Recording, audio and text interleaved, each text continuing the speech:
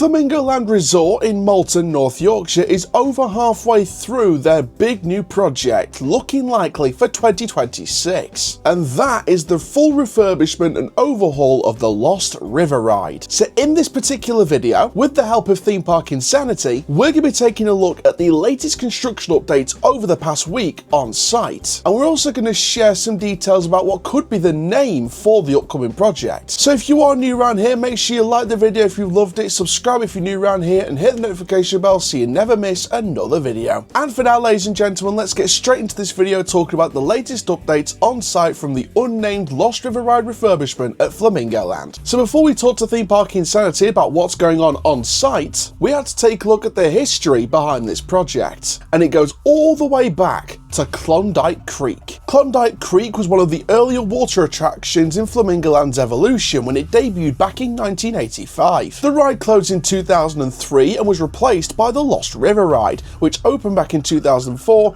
and operated until 2023, when it closed in its current form for a full reimagining. Designed as part of Flamingo Land's Lost Kingdom themed area, the ride combined wildlife viewing with a water ride thrill element, and the idea was a safari-style gentle journey through animal enclosures. Now, what are the things we know are happening as part of this overhaul of the ride experience? Part of the lift hill and the surrounding splashdown area were completely removed and replaced. At the top of the lift hill, there is a newly constructed indoor section expected to have some effects and perhaps even a voiceover. There will also be a new modern control system for the ride, and it will be part of a brand new area called Lion Coast. Now, reports say there will be an exciting storyline and new elements to make the ride one of a kind in the UK, according to those articles. The new sea lion exhibit will feature Cape Fur seals, which are rare for the UK, as spoken about in a statement on one of those news articles. But what about the name of the new ride? Take this with a pinch of salt, but the rumoured name for the ride is supposed to be Margie, and this name has come from multiple news sources. However,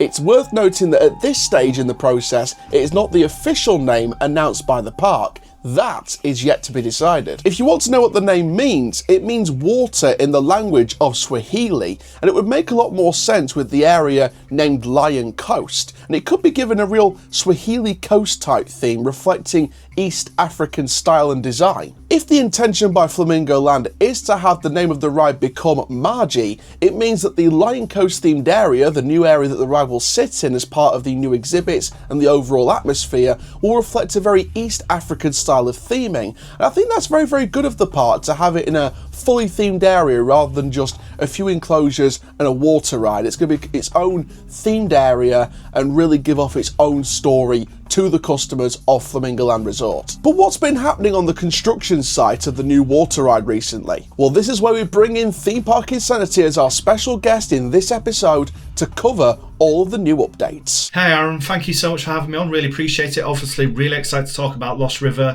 my home park. It's been amazing watching this project grow. So yeah, really excited to kind of get into it and go through these images and talk more about it with you. So let's start with the new entrance sign. It is a wooden looking structure, or a wooden design structure, with a circle slot for the logo similar to SICK. Two steel poles have also been spotted, probably for the ride's safety board for things like restrictions and health and safety rules. First and foremost, the actual framework itself is actually steel painted to look like wood. So I mean, that in itself is a testament to the theming team that are actually behind that. It really, honestly, it looks much better in person. Pictures never do these things justice.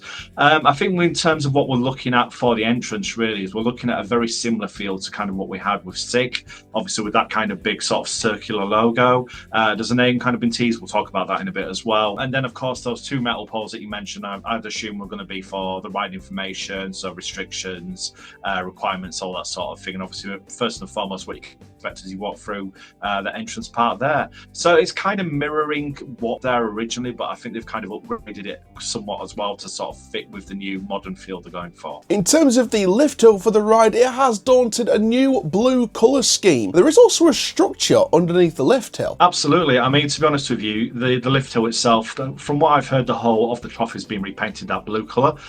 These supports underneath are also looking like they're going to be a bit of an off-white / light grey. I think it's quite nice. It gives it a much more modern feel, and it obviously refreshes it and makes it look like a new experience. The actual kind of wooden structure underneath is obviously going to be a building.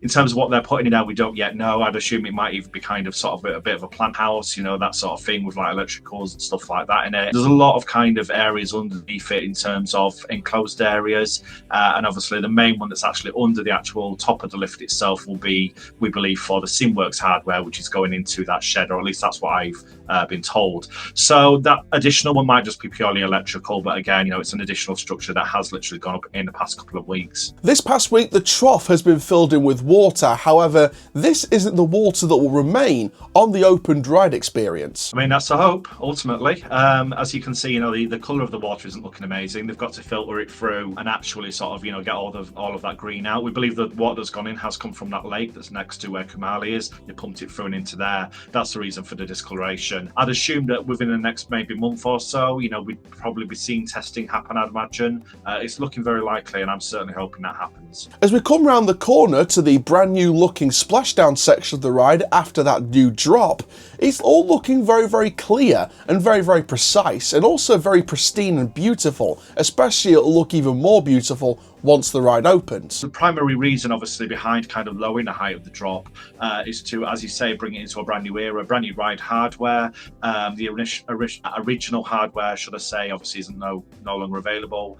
So BR are now defunct and no longer around, and those were the original manufacturers. So it's brand new hardware, brand new installations. I think obviously lowering the height makes it more family friendly, and it also makes it additionally more easy for them to incorporate the two new themed immersive sections, which we're going to be seeing as part of the ride. As we go into the station, we can see screens have been added to the ceiling of this building, and we also see something on the exit side of the station looking particularly new. I think really the main reason for the screens will be boarding instructions, like you see in 6 stations. So obviously they've got that really bad animation where it almost looks like the guy's walking like John Wayne. I think we're going to see something very similar there.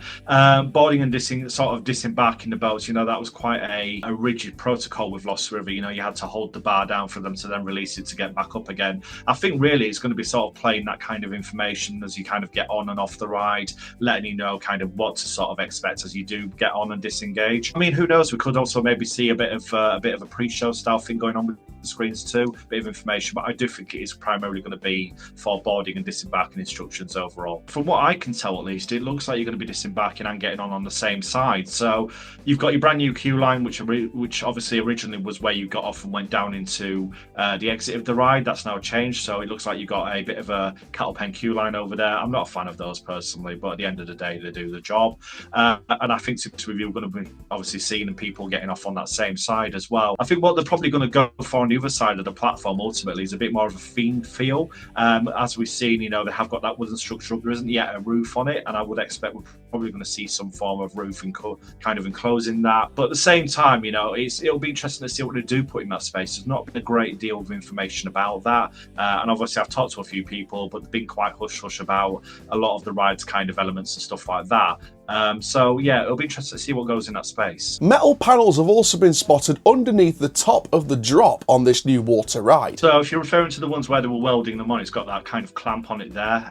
It looks as if that's going to be the side of the trough. Obviously we've seen that, you know, they have been testing it without those on, but with the size of the boats going down, and also with the amount of water that will be going down that, a lot of the issues they kind of had before was the fact water was actually running out of the trough down the sides of it. So we'd imagine these particular panels here, and we'll probably see them all the way down that drop as well, will be to ensure that the water stays in the trough and doesn't run off the sides of it. If you look around one of the corners of the ride experience, there's also a branded building with the Walls ice cream logo. However, I've got a feeling that'll be repainted over as the ride begins to open. I'd imagine so, yeah. I mean, at the end of the day, you know, there's no kind of visible partnership now between Walls and obviously the ride itself. That was the original sponsor of the ride when it opened up in the early 2000s. I'd imagine we're going to see the side of that building repainted, or who knows, they might even keep it as a bit of a Easter egg and homage to the original sponsor of the ride. It really is up in the air on that one. I'd like to see it stay as a bit of a kind of nod back, but I think obviously from a branding point of view might be a bit of a kind of confusing way to go. So hopefully, you know, they do repaint that and make it look more fresh and modern more than anything else. And finally, we see some land work taking place near the lift hill. But Joe, what is it for? Right, so if you're referring to the one that would, if you kind of approach on the lift hill beyond the left, that's actually the line enclosure.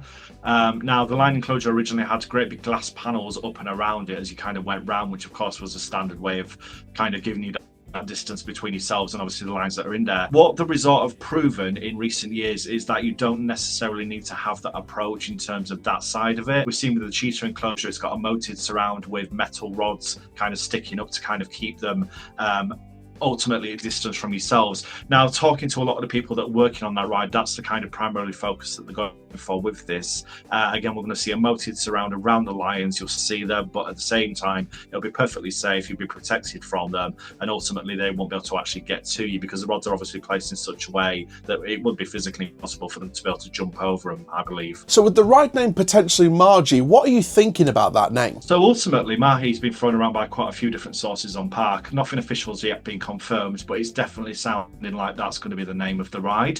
In terms of the Swahili meaning, of course, water, as I say, ultimately, Flamingo Land do a lot of conservation work out in Africa and do have bases out there in and around areas that are, of course, African and African savanna. Now, one of the main sort of features on the sea lion pool, which is yet to have its kind of sea lions in there, is of the waterfall. And as you kind of walk up onto that platform, there is kind of a sign that's pointing towards saying waterfall viewing point. Now, that is obviously part of that kind of area. So again, calling it Mahi would make a lot of sense. It will give you that African connection, and ultimately will kind of keep like an African savanna style feel. And again, the name Mahi would make a lot of sense. It's nice, it's punchy, it's a little bit original at the same time, and fits the whole feel. Well, thank you so much for having me on. Really appreciate it. It's been great going through all these images with you and obviously talking more about the project. Yeah, as I said before 100 times, obviously really excited to see this open, and I definitely think 2026 will be the year to see Mahi open to the public. So yeah, very excited for that. A huge thank you there to Theme Park Insanity for being involved in this video, and I'm sure we'll get him back on the channel at some point soon, especially with Halloween coming up. So what are my closing thoughts on the latest updates around the new water ride at Flamingo Land? I think this is going to be a fantastic ride experience for all the family, a very fun, thrilling ride for all ages,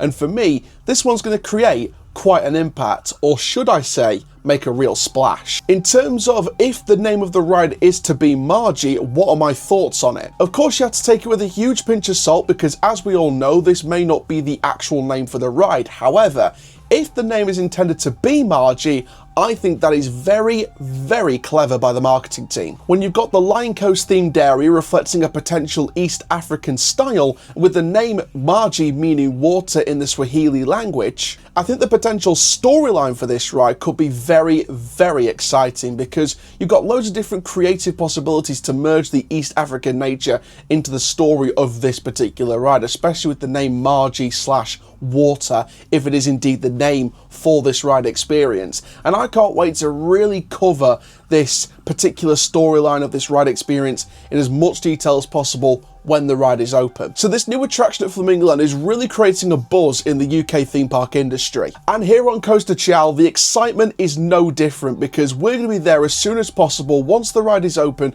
to experience this new attraction, this new refurbished, overhauled attraction for myself. Now, if you did like this video today, make sure you do like, comment, subscribe, and hit the notification bell so you never miss another YouTube video right here on the Costa Ciao YouTube channel. And for now, ladies and gentlemen, thrill seekers of all ages, massive thank you to Theme Park Insanity. Keep living the coastal life, and we will see you in the next video very, very soon. Take care. Have a water-tastic day.